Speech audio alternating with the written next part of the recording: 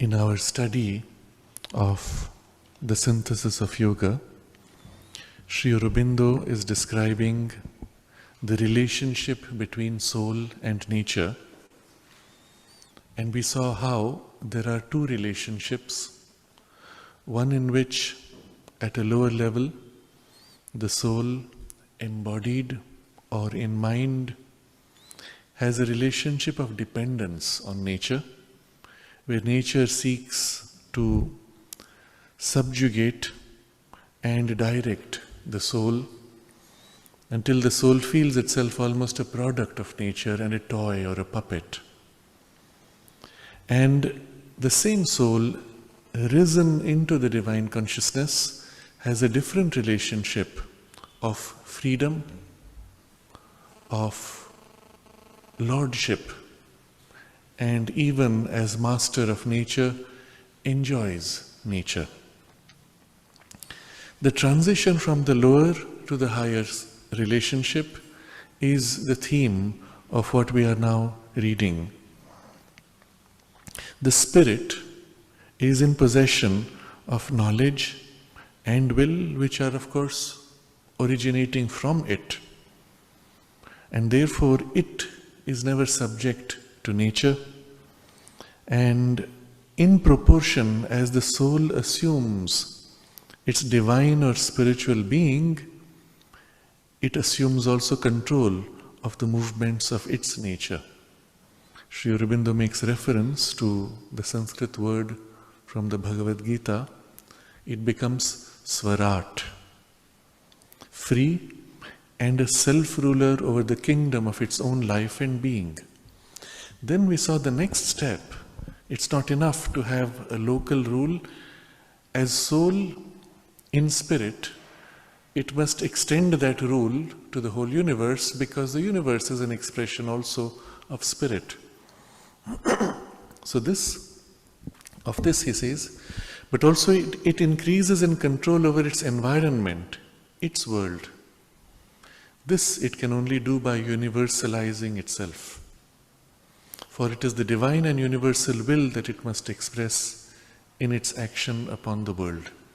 And then follows a series of steps that he has described, which we saw in some detail last time. But we will review now from a more general perspective to see what is the broad framework of the logic and the nuances which are involved. Because if you read the rest of the paragraph, it can feel cryptic. It can feel something not quite tangible, because he says the soul must become harmonized with the universal. It must then submit its knowledge and will at their very source to the divine knowledge and divine will, and so arrive through submission at emergence, losing its personal light in the divine light and its personal initiative in the divine initiative. Now when you read something like that, you will wonder, what is this light, what is this initiative, what is this knowledge and will? Why not just say merge completely and everything else will be included in that? And so there are nuances in the very fact that Sri Aurobindo bothers to mention them. And the nuances are important because what Sri Aurobindo is aiming at is perfection. And it is possible to have a partial emergence in the divine, a partial poise of mastery, which in itself is extraordinary, but it will have something lacking. And unfortunately, when we look at the history of spirituality in the world, we find many examples of this. Great masters having attained to great, let's say, powers or great influence in the world, still had fallen short in some way or other, and that fine falling short could have massive consequences. Sri Aurobindo makes an observation that in 1920 he had already initiated and achieved the freedom of India. When he was working with the mother, they were in concentration, working on the higher planes, and they reached a point where it was done. And suddenly the mother said, "It is done." And Sri Aurobindo asked, how did it happen? Was there much bloodshed? And the mother said, no, they went as they came. So you see, the whole description is in the past tense. It's done, they went as they came. And you are speaking at a level of consciousness which is so high above that something there done is done, inevitably works out all the way down into the material plane. It's a question of time. In fact, when this was achieved, within a few months, the British had come to the negotiating table to discuss the terms of India's independence. It was at that time that Gandhiji, who had just come from South Africa, had not found his place in the political sphere. He took a different position from the build-up which had brought the British to the negotiating table. He said, we do not want freedom. Give our Muslim brothers the right to follow the Caliph of Turkey as their religious and political head. And then we will talk freedom. And so the British found it very convenient to talk with him and to sideline the whole discussion and negotiation. And it delayed freedom by 27 years. Now, I'm saying this because something attained there still needs to work out. And in between there are many blocks, diversions, opposing forces. But what is achieved up there inevitably will get through. It's a question of time and circumstance only. But later on, Sri Aurobindo, referring to this event where they had achieved the freedom, he said the action was over mental. And therefore, although the freedom was acquired, it was divided freedom. India was partitioned when the British left because the initiation of that action was over mental. Now, to a normal person, it's a fine distinction. Somehow it's all divine up there, so over mental, supramental is just a question of vocabulary. And it's not. These are nuances which can make such a significant difference on the outcome. And that's why what may appear to us something very fine or almost irrelevant because it doesn't make sense to our present consciousness has enormous consequences when it comes to action in the world, especially resulting action in the physical world. It is when that highest power begins to act in matter that it faces the biggest resistance, and it is only its highest function in the supramental consciousness which can overcome that resistance. Anything less, and even fine degree less, which Sri Aurobindo calls the overmental, will have a limited outcome. And as you saw in this case, literally partition of India was unavoidable. Well, it was perhaps still avoidable, but the origination being in the overmental, there's always some lack, some fine lack. I'm giving this as an example to show you the importance of this, and particularly the perfection that Sri Aurobindo aims at.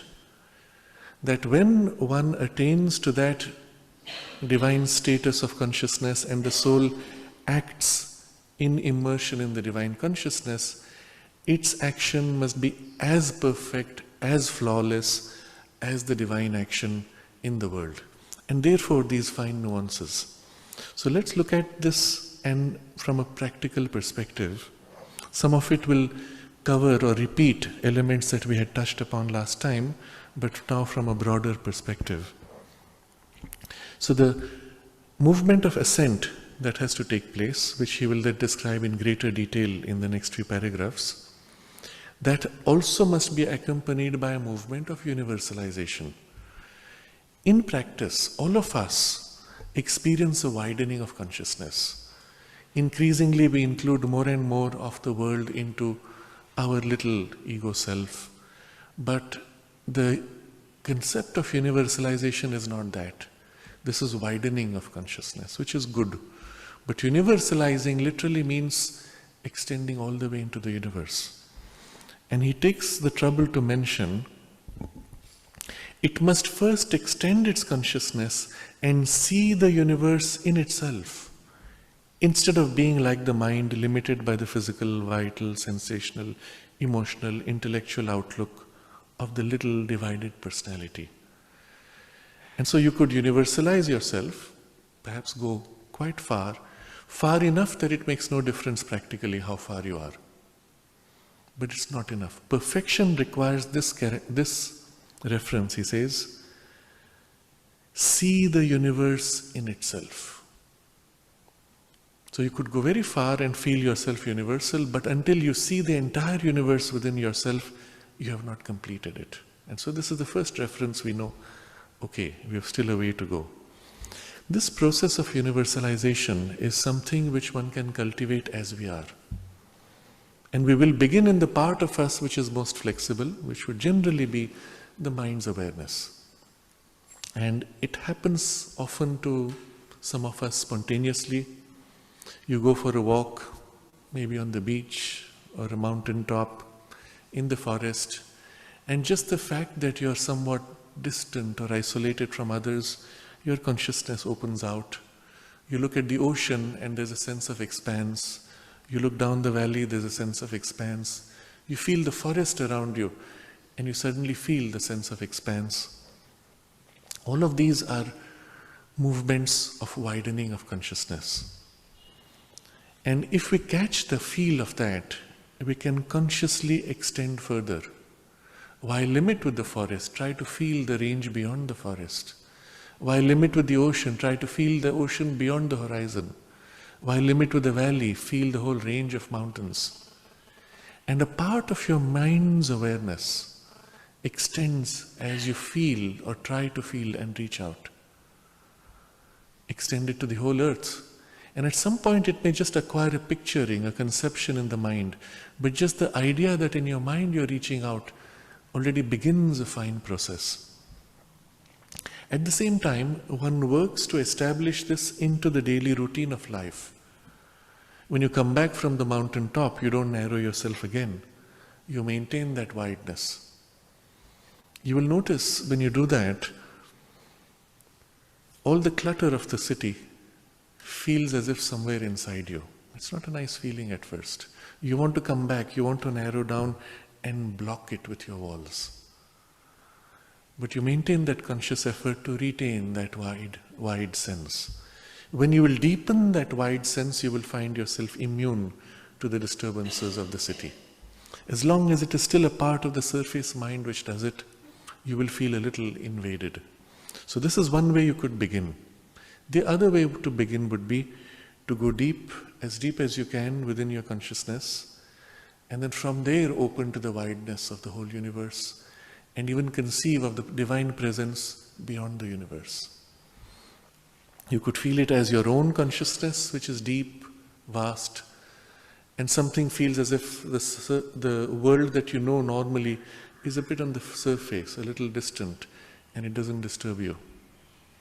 A third way, which would be more natural to the movement of devotion, would be to enter in relation with the divine, or the Divine Mother, whichever form, aspect is easier, and to feel that closeness, to feel yourself a child in the Mother's arms, or like a flower in her presence, on her lap, but not to stop with a partial conception of her, but to know her as World Mother, as Cosmic Mother, as Divine Mother, which means not just here supporting you, but supporting all, supporting the whole universe, and then extending beyond the universe, presiding over the whole universe's births, its dissolution, its birth, and that's the conception to which you relate to her.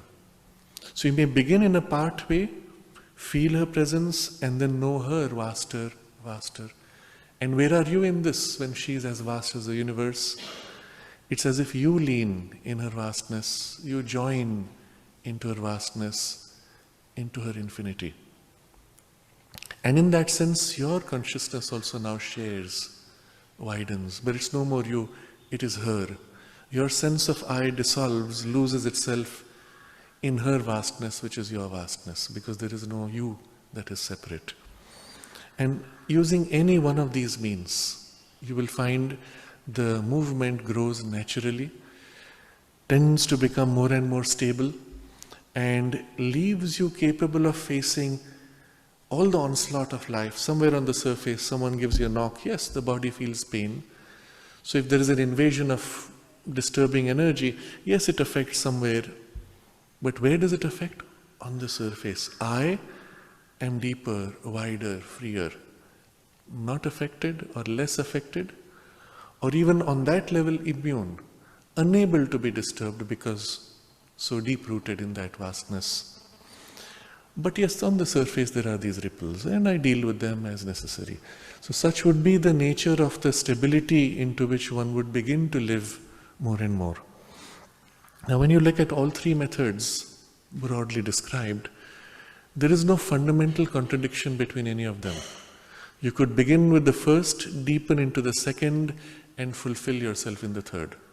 Or begin with any one of them, whatever works. But this would be the movement of universalizing. And then he says, for it is the divine and universal will that it must express in its action upon the world. It must first extend its consciousness and see the universe in itself, instead of being like the mind limited.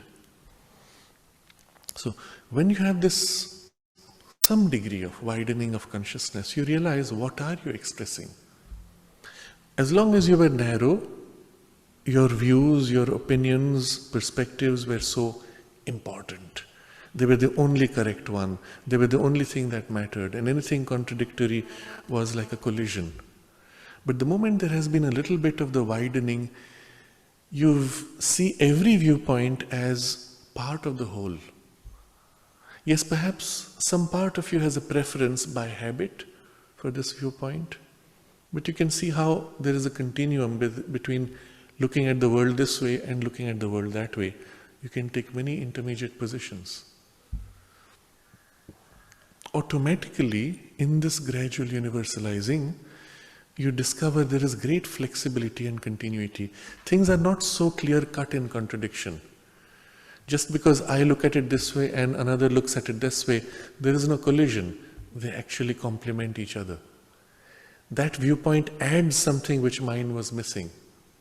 And you begin to see things in deeper underlying truths, which are not so cut up.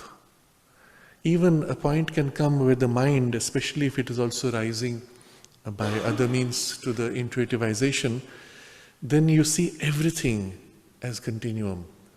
Nothing is cut off, nothing is isolated. Everything fills and completes everything else. And what are you expressing then?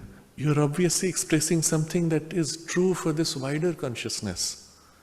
So it must express, for it is the divine and universal will that it must express in its action upon the world. When that is the greater reality, your littleness is only a little puppet in front. What are you working for? That must fill. Now, we saw last time, he has pointed out all the limitations of the mind, limited by the physical, vital, sensational, emotional, intellectual outlooks. We explored these last time, the difference between them, and we don't need to repeat that. But now from this larger perspective, it must accept the world truths, the world energies, the world tendencies, the world purposes as its own, instead of clinging to its own intellectual ideas, desires and endeavors, preferences, objects, intentions, impulses. Now again he lists many, but against what?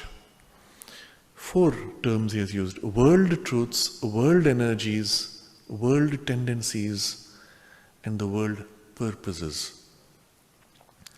It goes from the deeper to the more formed.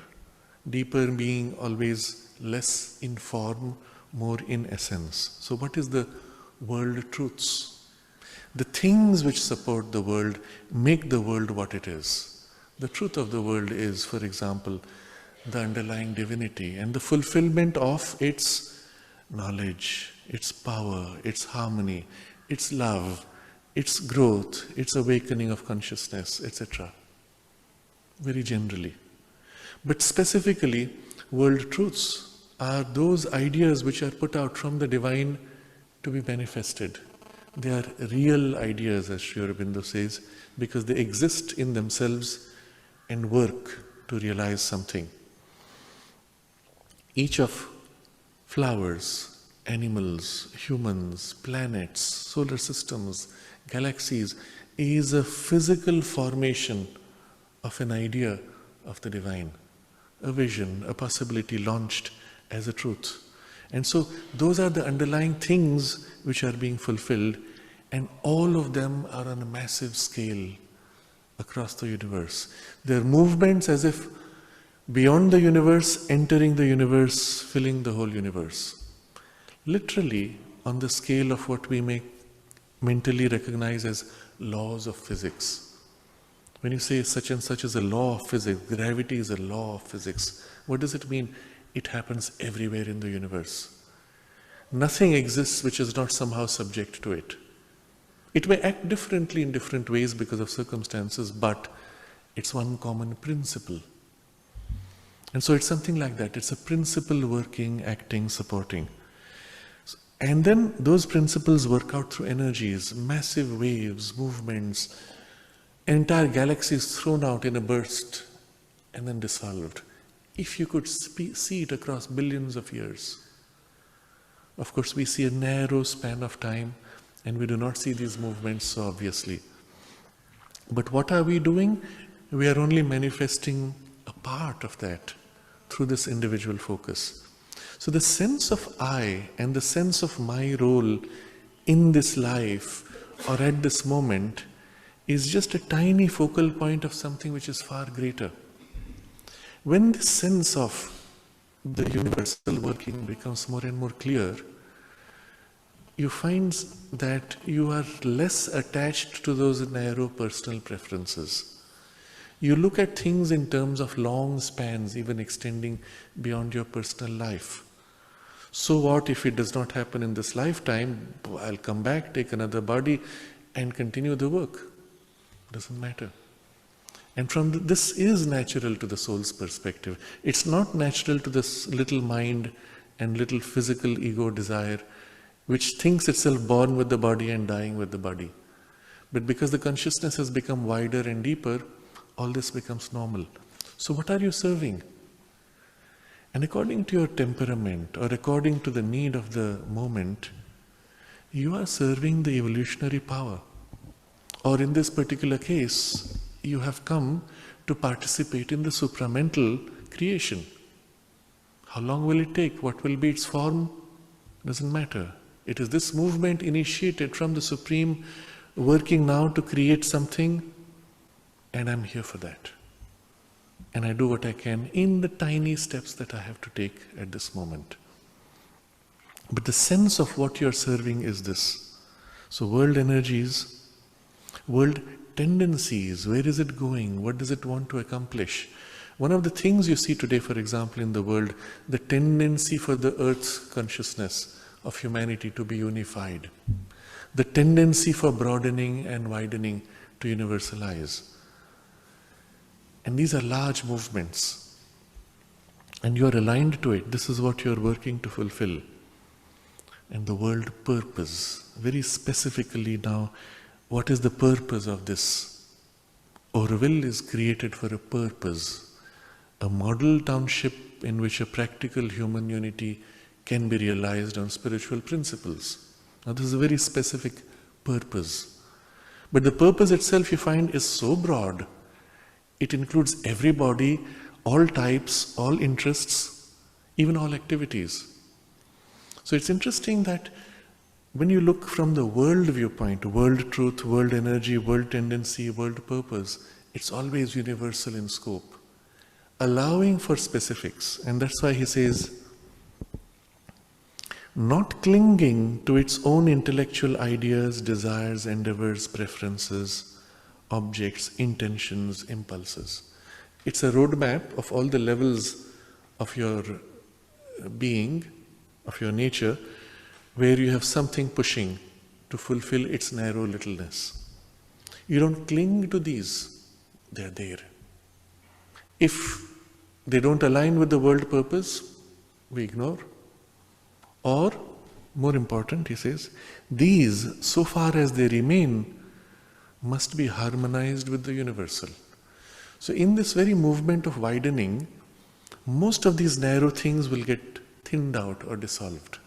Some remain clingy, but some, though you discover, are very specific. They align to some deep need in your individual nature. And those you line up with, harmonize with the universal working. And as I mentioned last time, the practical result is your individual purpose in life, your individual work is now part of a universal movement. You are as if in alignment with the stream of energy that is pouring. You're not going against the divine will. You're executing something large, at the same time fulfilling your individual purpose. In this there is an extraordinary joy and the sense of being carried, which becomes so natural. Now, without going into all these specifics, you could simply have stayed in that alignment, living as a child on the mother's lap, and you would still feel yourself carried effortlessly through circumstances of life. But recognizing this in detail, becoming conscious of it in detail, the alignment would be much more complete, much more rich as an experience. Little elements which are not aligned, you would become conscious of and correct for them. Now, the next line is that cryptic sounding which we read earlier, but now from this context you will see how it makes enormous sense. It must then, next step, submit its knowledge and will at their very source to the divine knowledge and the divine will, and so arrive through submission at emergence. So far you still have this individual purpose aligned to the cosmic, but you still have an individual purpose. And then at their very source, you have made an alignment here. So there is an evolutionary force working to unify, working to lift, fine. I have dedicated my life to unifying, to uplifting, to growth of consciousness, whatever.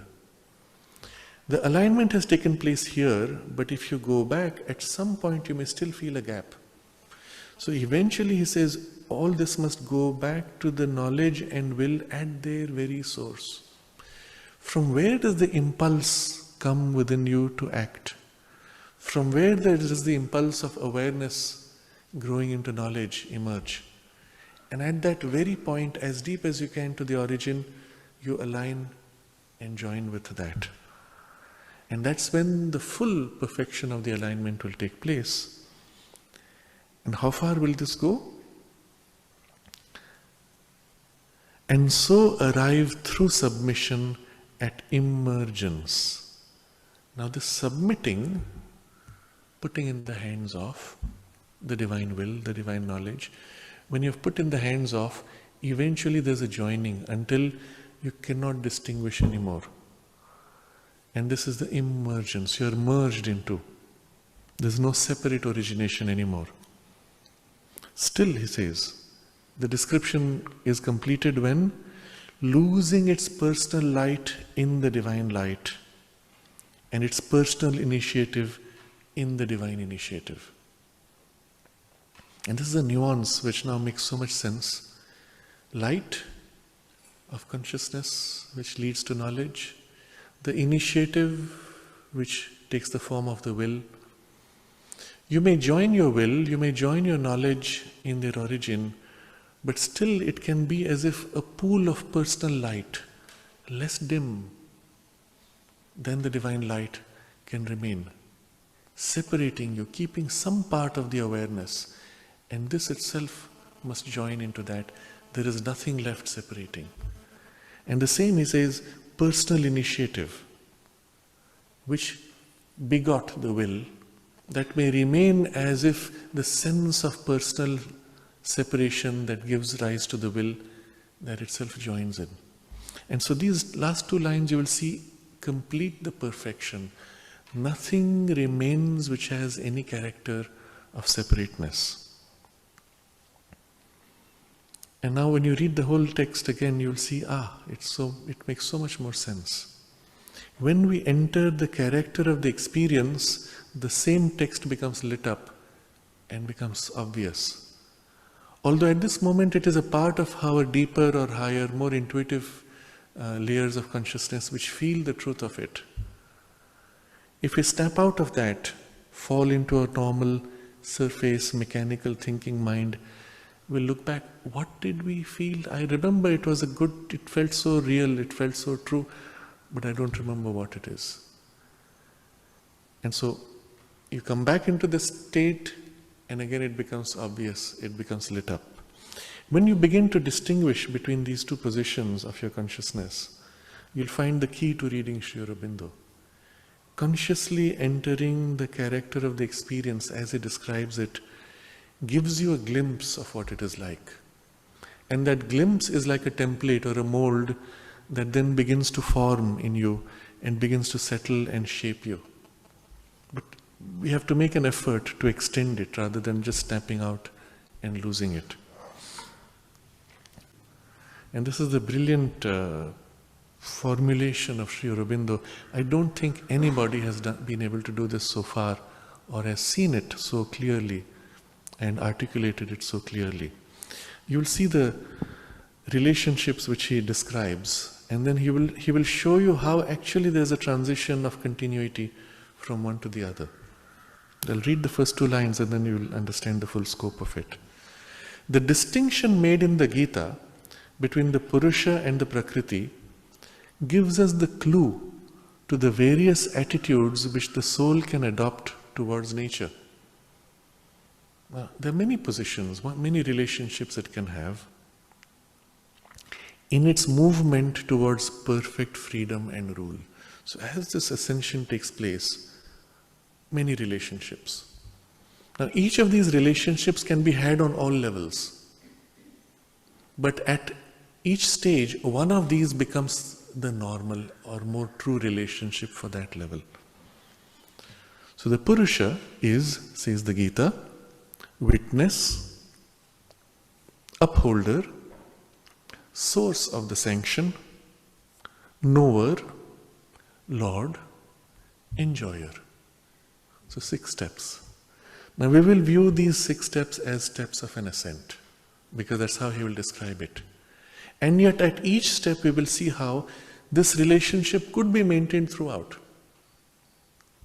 In fact, all 6 relationships are simultaneously present, and when we read the sense of continuity, how one implies or leads to the other and to the other and to the other, we will see it no more as 2-dimensional or 3-dimensional, but multidimensional. The soul in relation to nature is always in this sixfold relationship with all the variations in between. But at this level, this is your starting point of the passage. And as you shift and develop and perfect these relationships, you are making a transition in consciousness until you reach the full scope of freedom and mastery at the top. So just keep this at the back of the mind as we read the rest of the text, which actually spans the next 3 paragraphs. And so we will do it over a few days. So the Purusha is, says the Gita, witness, you stand back. You are untouched by anything that happens. You do nothing. Next, upholder. So you can choose to be totally immune, or you can accept the fact that you are also accepting what happens. Implied in doing nothing is the acceptance that you will do nothing and allow her the freedom. Right? So you're also implied as the upholder, but you can make that aspect explicit now. So you see the continuity from one to the next. And then, source of the sanction. In the very fact that you're upholding means you're accepting this. You could accept that, you could accept the other, or refuse, or not accept. When you not accept this, you are accepting something else. So effectively the soul has the choice to say more of this, less of that. And so slant nature's play, direct it as it chooses. Source of the sanction, and then knower. The relationship becomes more complete at each step, because finally nature is doing what you chose, what you accepted. You realize it is your knowledge, your choice, which is leading the whole play. And this completes in the Lord, where everything that happens ultimately is because the soul chose or willed actively. And why did it will actively? The last step, enjoyer. Nature is only the outpouring of the soul's energy for the purpose of its enjoyment and play, from a poise of freedom and yet perfect mastery of the play. And you see, in the form of it, witness who is totally cut off and separated, doing nothing at all, nature goes on mechanically, to one where you are the source and nature is your own expression. There is no separation, they are one, but in freedom and mastery. All these steps in between. So Sri Aurobindo will begin with the first one, and then through these fine nuances, exploring each thoroughly. Why they are important? Because in the ascent of the consciousness to the poise of mastery, we will take these positions. As a first step, you must be able to separate yourself in a perfect status of witness, just in order to disengage from all the ropes that nature has tied into you, all the controls which she has plugged into you. If you do not separate, you cannot make the ascent itself. As long as you are entangled, your ascent will be held back by the chains in which she has bound you, or by which she has formed you even. So the soul may assume, if it wishes, the poise of the pure witness, Sakshi. The word Sakshi in Sanskrit, if you go back to the root, it means self-seeing. Observing by yourself as separate from what you observe. It may look on at the action of nature as a thing from which it stands apart. It watches, but does not itself participate. Now each of these phrases is important. If you dwell on it, you'll find there are nuances of how you separate yourself. Let's look at this again. The soul may assume, if it wishes. You have to make the choice. It's not going to happen automatically. If it wishes. Already it means the soul has the power to do it. It has the power to accept to be free, or the power to accept to be bound. In the very fact that you are not choosing to be free, you are accepting to be bound. This is the condition we have all begun with. We forgot even that we can choose to be free. In a sense, we chose to forget that we can be free. And that's when you're fully embedded. And now you make a choice. So if it chooses,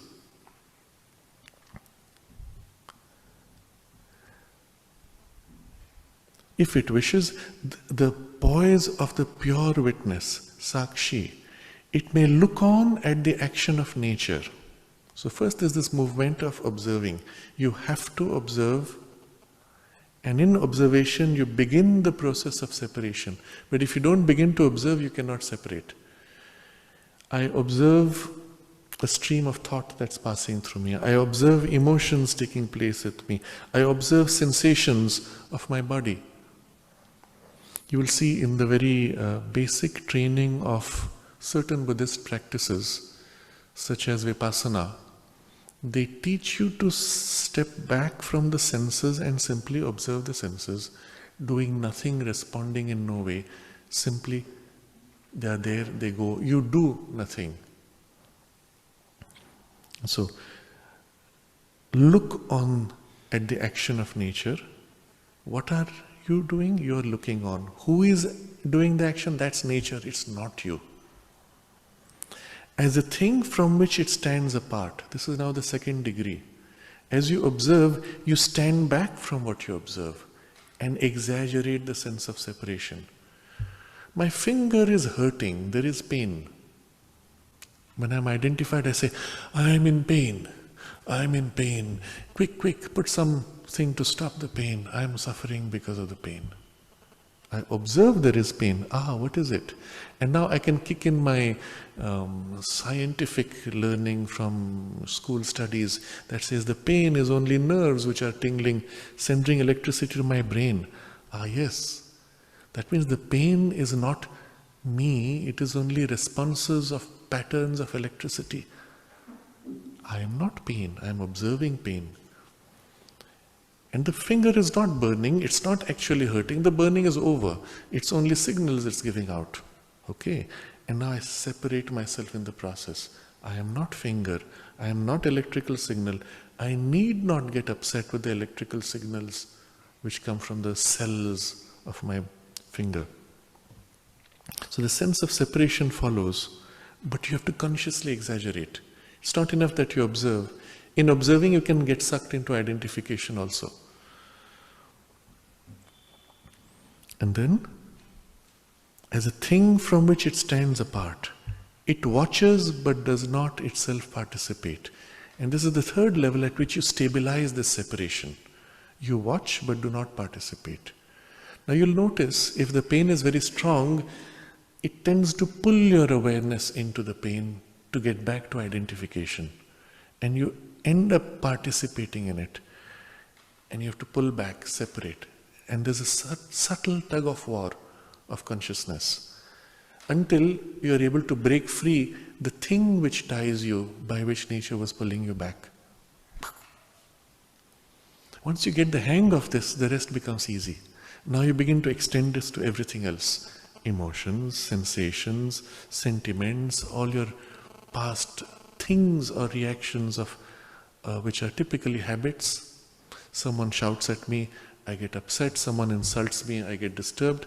And I say, what is this? I disconnect the reaction of disturbance from me. So when somebody insults me, there is a ripple of emotion. I am not disturbed. The emotions are agitating. Someone gives a knock, there is pain. I am not in pain. It's the same with the emotions. Even with the thoughts, one begins to be able to separate. And at that point you can say, I'm surprised, today my thoughts are a bit strange. Where is this coming from? Yes, that's because I am sitting in the middle of the marketplace. These are not my normal thoughts. This is what I'm catching from the marketplace.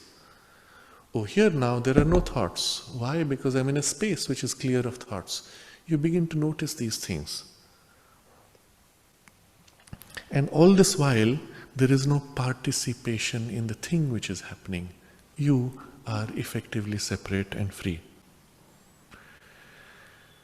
Now here, Sri Aurobindo gets into the details and nuances of this and shows how this separation itself can have multiple, let's say, flavors or levels. We have seen the importance of this quietistic capacity, and that was part of the discussion in the Yoga of Works. It is the basis of the movement of withdrawal by which we can say of everything, body, life, mental action, thought, sensation, emotion. This is Prakriti working in the life, mind and body. It is not myself, it is not even mine. So this exercise of saying this is Prakriti working in the mind, life, body, it is not myself, it is not even mine. This we have to keep repeating, but on all these 5 levels. If you think about it, the whole exercise can be developed over many days and weeks, can be made perfect, maybe taking years sometimes to make complete. With the body you start with. This is Prakriti. not mine, not myself. Or not myself and then not mine. Same with the life. Life impulses which come, the instincts which come, and then the mental action which comes in thought forms. Then the thoughts themselves, sensations and emotions. He's kept emotion last because those are often the most difficult to separate from. And thus come to the soul's separation from these things and to their quiescence. First would be the separation, and the practical result of the separation will be these things will start becoming quiet. And we discover very quickly, if you engage with it, it grows. If you disengage from it and do not participate, it loses force. And this is a practical experience one will have. And the result of the experience is you realize by engaging with it, you were giving it energy. By refusing to engage with it, there's nothing sustaining except some external energy which may come and pass through. But even that, when you separate from that, after a while, at best some limited mechanical activity remains, but it doesn't have any purpose, it doesn't have any meaning. It just goes on, life goes on. You are not involved. There is then the ability also to withdraw energy from it. And that is something which will come later when there is the sanction which is given. But when that is done, you can actually shut down any activity and consciously choose to stop it. But all of that further development rests upon making this separation as complete as possible. So thus come to the soul's separation from these things and to their quiescence. This may, therefore, be an attitude of renunciation, or at least of non-participation, tamasic, with a resigned and inert endurance of the natural action so long as it lasts. So now he's going to describe 3 levels of it. You take an attitude, you renounce. This is nature, not me, not mine. And I choose not to participate at the very least. So the tamasic resignation will be, it goes on. I endure. It's nature working. As long as it goes on, eventually the body will shut down, the mind will separate, or whenever it happens. I am not concerned. The next grade is rajasic, with a disgust, aversion, and recoil from it. Oh, this is nature. Oh, terrible. It always binds you, it always enslaves you, limits you. It's dark, it's muddy, it holds you back from this clarity and freedom. So there's a revolt, but the state of relationship of the soul to that separation. And then the sattvic, with a luminous intelligence of the soul's separateness, and the peace and joy of aloofness and repose. So the whole relationship is clear. Oh yes, I'm always free. This is the real truth of things. While nature goes on, I am peaceful, joyous, aloof, at rest. I do nothing, I have to do nothing. So great, wonderful. But also it may be attended by an equal and impersonal delight, as of a spectator at a show, joyous but unattached, and ready to rise up at any moment and as joyfully depart. So here's a further nuance, not within the tamasic, rajasic or sattvic. You see, that sattvic attitude you will find often in the more philosophical traditions. In certain devotional traditions, the rajasic attitude is common. They encourage you to have disgust as a way of getting free more quickly. And the tamasic, of course, is possible even, it's similar to the sattvic in some way, and some philosophical traditions will do that. But they're the more ascetic ones who just say, well, suffer it while it is there. You'll be free eventually. But what he gives you now is something much more valuable. It's not the highest. From this will come the highest. And here is, but also it may be attended by an equal and impersonal delight, as of a spectator at a show. So you can actually enjoy that poise of relationship, of separation. You can actually watch and enjoy the whole experience, but without being attached to specific outcomes. So you go to a show, cinema, theater, and you watch to the extent that you feel like, and you say, well, I have an appointment, I should go. It was very interesting while it was on. Sorry, I can't stay for the next 6 hours. I walk away. We had, traditionally, in certain special occasions, performances which would begin at sunset and continue through till sunrise. So at some point you say, it's time for me to go to sleep, but it was great. When you get up and go, you still look back and say, that was enjoyable, but you do not miss the fact that you're moving away. I'll see it another time. If you see the relationship we set, increasingly now, when we watch cinema on the computer screen, and you know that it's available to you at any point, you can pause. Doorbell rings, you pause, you go, come back, continue. But you can also say, no problem, I'll come back when I finish my work. So you can go with as much clarity and joy as the participation. Joyous but unattached, and ready to rise up at any moment and as joyfully depart. This part is what we have to cultivate. The act of leaving, the act of separation from something which you have enjoyed detached, is as joyous.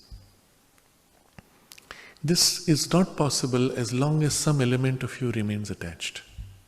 It is only when the detachment is complete that you can enjoy the leaving as much as the watching. So it's often a test. If you have taken the poise of the spectator, very interesting life, very interesting experiences. Wow, I have a huge problem I didn't expect. That's a challenge for somebody in a domain of work. All my last 10 years of work that I've piled up, just destroyed like that. Amazing, what an experience. And if you listen to the person saying it, you'll say, wow, doesn't he feel upset? Isn't he angry that he has lost everything? No, it's fascinating. I never expected this could happen. And you can even watch your emotions or your thoughts and say, oi, this is a reaction I didn't expect. My emotions are so agitated, my thought is so confused. But I am not these. So the test of it will be that you can walk away as easily and enjoy the walking away while you enjoy equally the play. As joyfully depart. The words he has used are very important. Impersonal delight, which is equal. That means if the show changes from a comedy to a tragedy, it will be equal and the delight will be impersonal. Whether the story swings this way or that way, oh, interesting. You have no personal attachment to the outcome. The attitude of the witness, capital W, at its highest, is the absolute of unattachment and freedom from affection by the phenomena of the cosmic existence. So from here you rise up to that wide poise which was discussed earlier, looking at the whole cosmic scene.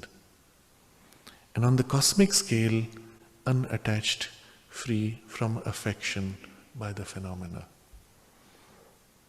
Now in practice, as you move towards this witness at its highest, as you make steps and small steps, you can experience elements of this by simply widening your perspective. So let's say this morning I let's say, tripped and fell and hurt myself, and so now I'm going to carry the pain for the rest of the day, or at least for a few hours, rather than getting upset and cursing, I said, very interesting. But it'll last for a day or two. It won't be there after 1 year, not after 1 month. Okay. You widened your lens. When you zoom in on a detail, the detail becomes large. You zoom out and look at the big picture. Okay. And Mother gives this as an example of a practice one can do or a state one can develop.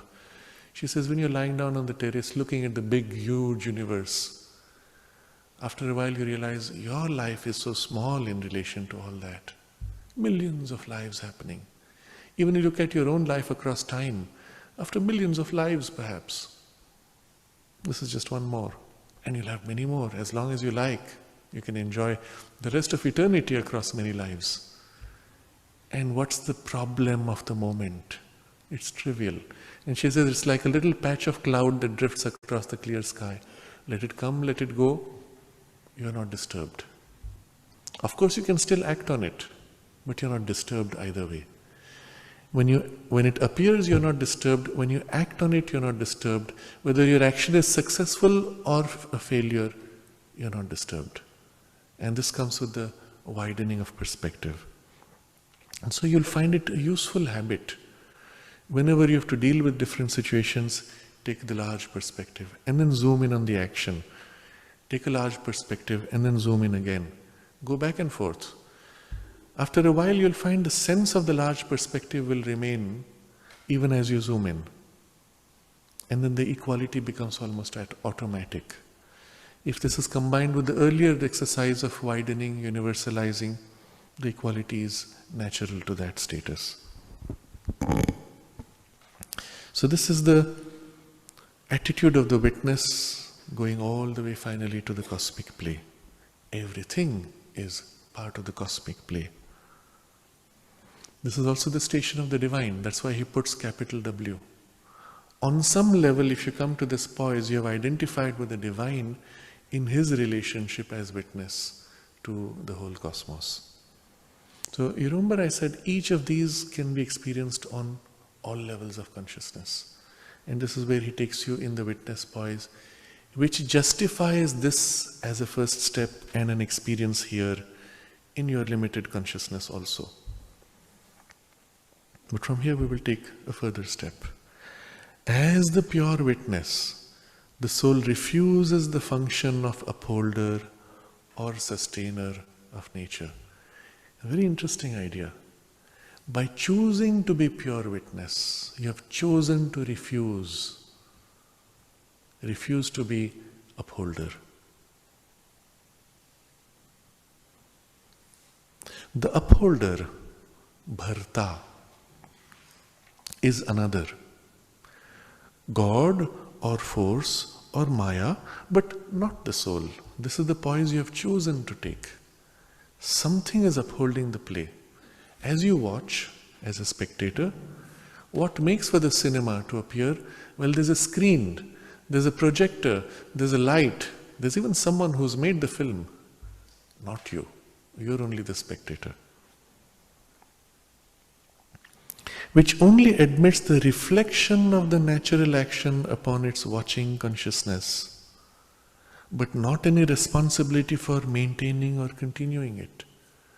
So you have put a limited relationship that the light of the screen reflects in your eyes, in your consciousness. You observe, you notice. Maybe even you have this very detached, impersonal delight, but you never started it, you never choose to end it. Someone, something. He has used 3 words, God or force or maya. And they refer broadly to 3 different categories of philosophies.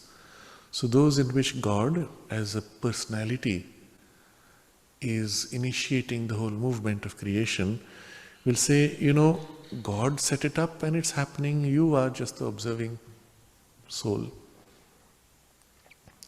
In this again there are variations. There is the mechanistic view. God wound up the whole universe like a clock and set it running. He started the projector, set it running, and it's unfolding. Or you can put God actively involved. God is playing, God is pulling, pushing. He is the puppeteer behind the scenes. Okay, He is giving you a show. But you are not supporting it. He is supporting it. The other is force. So the force is something impersonal. And the physics viewpoint of modern science is similar to this. There seems to be some gigantic explosion in which the whole universe was born from a big bang. The energy released is somehow continuing in its momentum, driving all the molecules and atoms and events, carrying on. Where it comes from, where it goes, I don't know. I never created it, I'm not involved. Or Maya, which is the more subtle and nuanced idea, which says that this whole thing is almost illusory. It's a simulation. And in fact, modern physics is now tending towards this, where you come to the recognition that it's as if there is a fine grain. They've come to the idea that there is a unit of time below which you cannot cut up time. There's a unit of space, the fine structure constant, below which you cannot cut up space. And that means every event, every point in space and time is like cut out. That's your screen on which all these things are happening. And there's some gigantic computational power which is computing, and the whole thing is moving along mechanically. It's a simulation. Where is it taking place? In some giant, we don't know what, computer, consciousness. Whatever name you give to it, but it's unreal. It's like a character inside the video game doesn't know that itself is a product of the same play of light in which everything is happening. So you can see broadly these are three very different viewpoints, and all nuances of it would come as variations of these. But not the soul, which only admits the reflection of the natural action upon its watching consciousness. I could close my eyes, but I'm accepting for the awareness of these things to reflect in me, but not any responsibility for maintaining or continuing it. Now comes the nuance. It does not say all this is in me and maintained by me, an activity of my being. But at the most, this is imposed on me, but really external to myself. So you can actually read this and stabilize yourself in this idea. But then you recognize, unless there is a clear and real duality in existence, this cannot be the whole truth of the matter. If reality was cut up, then you could say this. But reality is not cut up. The very fact that you're observing, that you're allowing the light to reflect, means that there is a connection of one reality. If you take the illusory concept of the Maya, you are inside on the same screen on which everything is happening. You are observing the screen, but you're a part of the screen at the same time. There is a connection. So it cannot be the whole truth to be separate like this. The soul is the upholder also. It supports in its being the energy which unrolls the spectacle of the cosmos and which conducts its energies. When the Purusha accepts this upholding, it may do it still passively and without attachment, feeling that it contributes the energy, but not that it controls and determines it. Well, the energy came by my very acceptance to enjoy the play or to be in this. But once released, the energy is doing its thing, not me. That's the first passive position. The control is another. God or force or the very nature of Maya. That's how it is. The character of the energy is that it keeps on doing like this. The soul only upholds indifferently so long as it must, so long perhaps as the force of its past sanction and interest in the energy continues and refuses to be exhausted. So once you accepted to participate in this, you released the energy, and as long as that push is there, it will go on. When that push winds down, the clock spring winds down, maybe it will stop. But I am not actively involved in this unfolding. But if the attitude of the upholder is fully accepted, an important step forward has been taken towards identification with the active Brahman and his joy of cosmic being. For the Purusha has become the active giver of the sanction. In the framework of the integral yoga itself, the first base is set by a process of purification, and upon that, the foundation of everything else is equality. And so this is the point that he points to, and he describes it in this way, that there is an equal and impersonal delight as of a spectator at a show. The next relationship builds on this, in a sense. The more complete the equality is, the witness poise in equality is established, the easier the other statuses can be and more complete they can be. Of course, they may go on parallelly, but to the extent that the equality is still not stable, the witness poise is still not complete, those other experiences also will be partial and subject to disbalance. We have read this already last time, but quickly to summarize, in this poise where you are the upholder, you do not necessarily have to say, I am doing. So he says, the upholder, bharta, is another. There's something else at first, which seems, when you're in witness first, the upholder is something else. And later you take on that responsibility of the upholder. So as a pure witness, something is upholding the movement of the energy.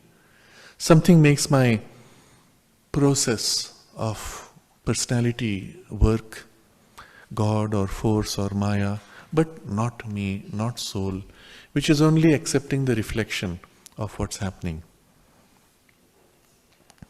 It may say at best, this is imposed on me, but really external to me. But the upholder's position is, all this is in me and maintained by me, an activity of my being. And the logic for this position, Sri Aurobindo says, is obvious. Unless you accept there is a fundamental split in a reality, these two have to be connected. And what is the nature of the connection?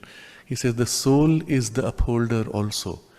It supports in its being the energy which unrolls the spectacle of the cosmos and which conducts its energies. So there is an essential energy which is supported by the soul. When the soul says, what a beautiful spectacle, it's as if somewhere within we have taken a position of accepting to allow the spectacle to continue, to be a participant, not as an active participant, but simply even to observe and enjoy it. It contributes the energy, but not that it controls and determines it. The control is another, God or force or the very nature of Maya. That's how the play was designed, that's how the physicist, scientist will say, that's the nature of reality, that's how physical energy works, those are the laws. The soul only upholds indifferently so long as it must. So long perhaps as the force of its past sanction and interest in the energy continues and refuses to be exhausted. And this is the sense at least. The fact that I have taken birth. Naturally this personality will unfold, the circumstances of my life will happen. I didn't really choose them or direct them. It goes on. Or the parent says, well, the fact that I gave birth to a child, these are the consequences. The fact that I accepted to come to be a spectator, well, I have to wait until the show is over, and the force of that acceptance is finished. Or so it seems. But if the attitude of the upholder is fully accepted, now remember so far it was a passive acceptance, all right, it's like that, it will go on. But if the attitude of the upholder is fully accepted, an important step forward has been taken towards identification with the active Brahman and his joy of cosmic being. For the Purusha has become the active giver of the sanction. Now, you recognize that not only you are witness, not only you are upholding passively, but your upholding can be active. In other words, depending on whether I am smiling, the performer is enthused. If I am uninterested and not smiling, the performer either loses enthusiasm or changes the performance to try to entertain me, engage me.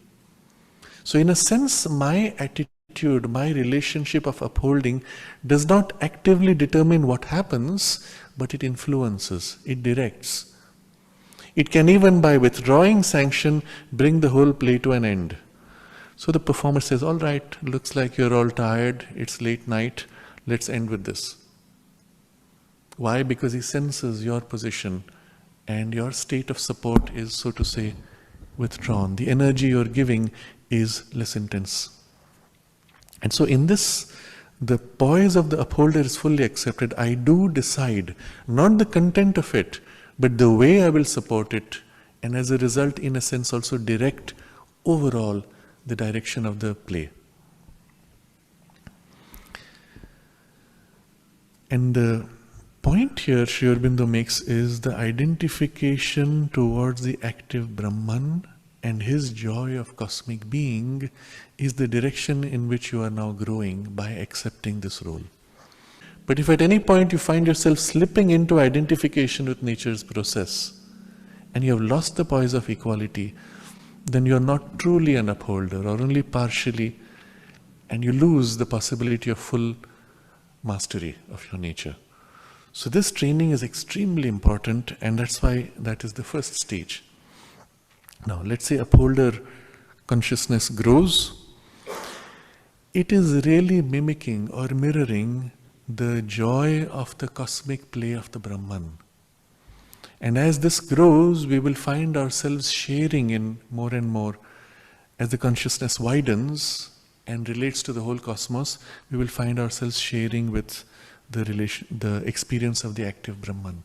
Now Sri Aurobindo makes a passing reference to this, because in fact, each of these poises of our individual consciousness corresponds to a poise of the cosmic consciousness. And as our little consciousness grows and widens eventually to the full scope of the cosmic awareness, each of these poises awakes and joins with the state of the divine in relation to his own cosmos and fits each of those facets. So he has made this pointer useful to keep in mind.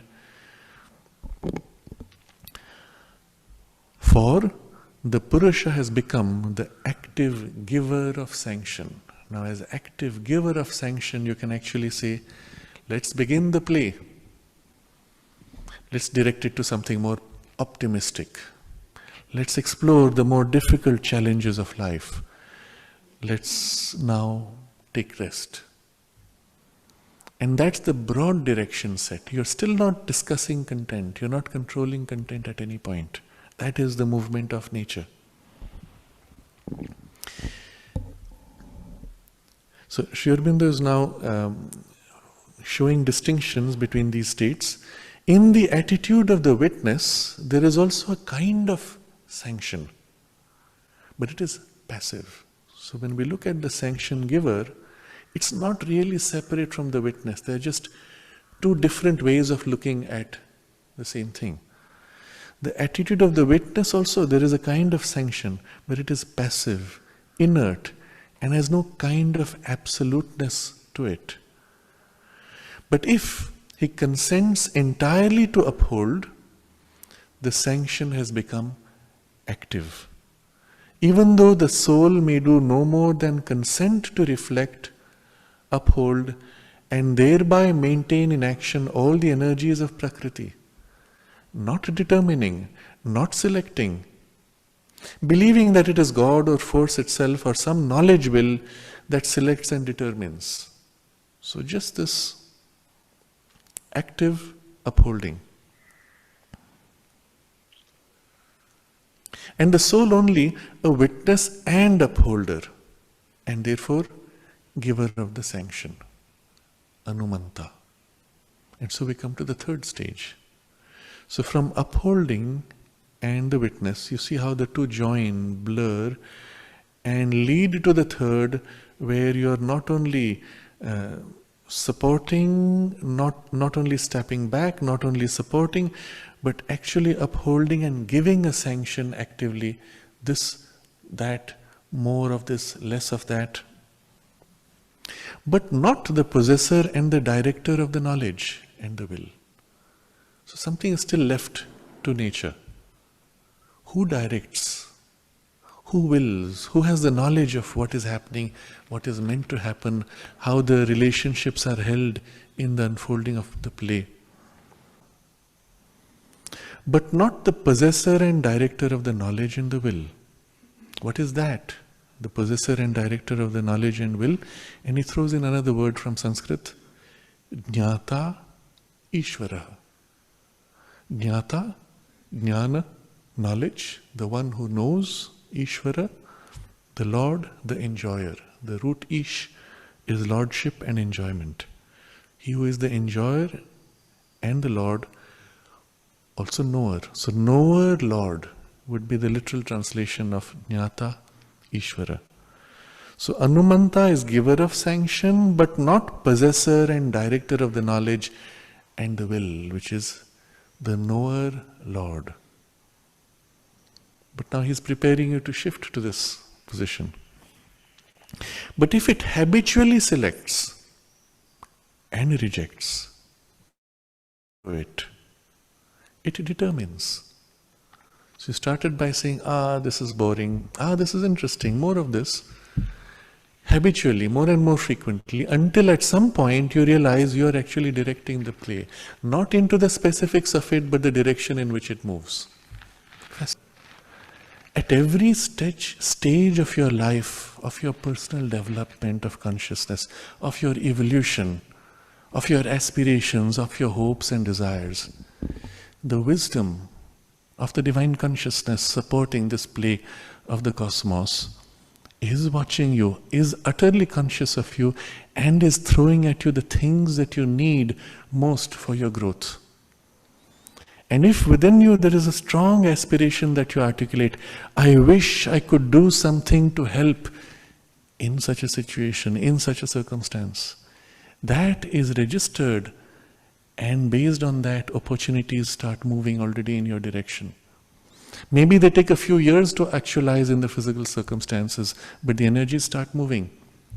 Because the divine wisdom says, yes, surely, we will help you. But if the divine wisdom sees it's not helpful for you, then it will start preventing you from getting into trouble.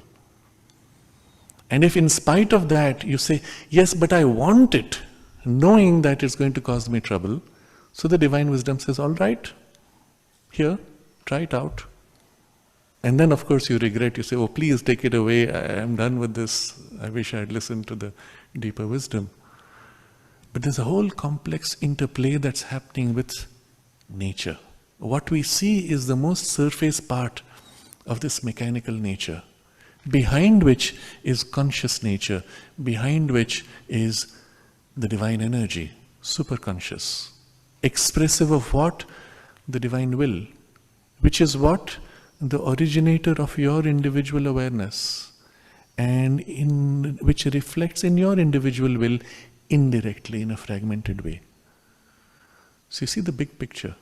In the higher consciousness, there is one divine being that pours out this movement of nature, and that same divine consciousness puts out a tiny part of itself as each one of our individual centers, entering into nature.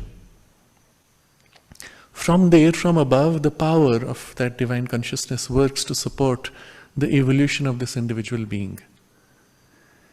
In a sense, we are born of that divine creative power of the Divine Mother. We are children of the Divine Mother, but then she is nourishing us through these many layers and screens.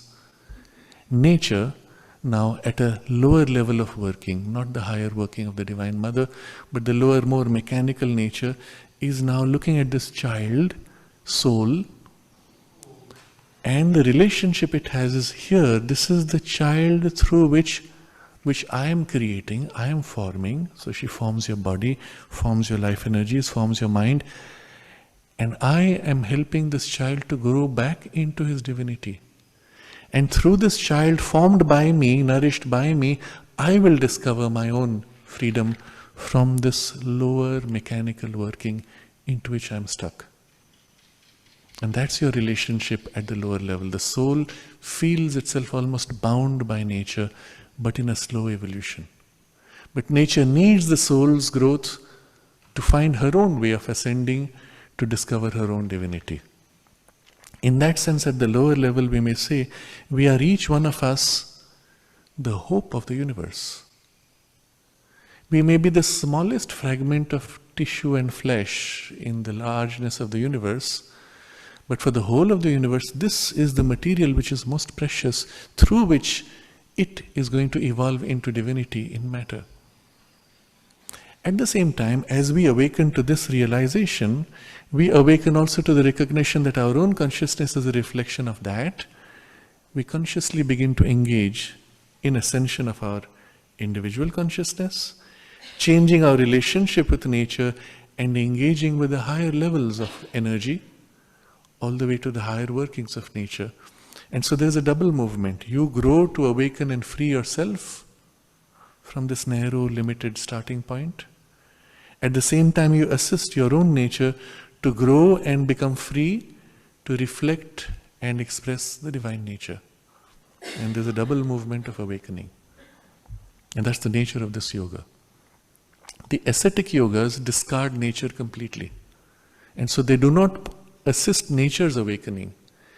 As far as nature is concerned, she says, oh, this fellow has escaped and abandoned me. Whereas the affirmative, life-embracing and life-transforming nature of the integral yoga says, this too must be raised along with the awakening of the consciousness. And there's a double support in the movement. And in this, you have now come to the poise of the Sanctioner and growing more and more into the knowledge lordship by selecting habitually, rejecting what is offered, determining. The relatively passive has become an entirely active sanction, is on the way and is on the way to be an active control. So we moved from Sakshi, witness, to upholder, Bharta, to Sanctioner, Anumanta. And now we are turning towards knowledge, lordship. But if it habitually selects and rejects in what is offered to it, it determines. The relatively passive has become an entirely active sanction and is on the way to an active control. Literally, at each moment, you're controlling and even directing the process of the play. It's only a question of how frequently you're exercising this choice. This it becomes when the soul accepts its complete function as the knower, Lord, and enjoyer of nature. So now he's putting all three things in one go. When you come completely into these three things. Now these triple relationships, you will see, has three facets. You can be the knower, you can be the Lord, you can be the enjoyer. But they tend to merge into each other.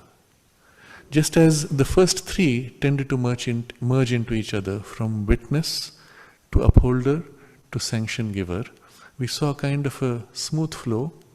Here also between these three there is an interdependence. What we are discussing here is something fundamentally different. It comes from a poise of consciousness, which from the status of this true knowledge influences the outcome from a poise of freedom, and remains ever free even as it acts. It's never bound even to its action or to the consequence of its action. And so with it comes the second facet, nor can it do this without becoming the active enjoyer, bhakta. And then he explains the nature of the lower enjoyment and the higher enjoyment. But the character of the higher enjoyment is whatever it engages with, it is enjoying, but from a poise of freedom, which is detached and yet equal and free. In contrast, the normal action we have of enjoyment is bound in the duality. This is pleasurable, this is painful, and you cannot escape from this. But from that poise, you have the equal enjoyment and the true character of the delight.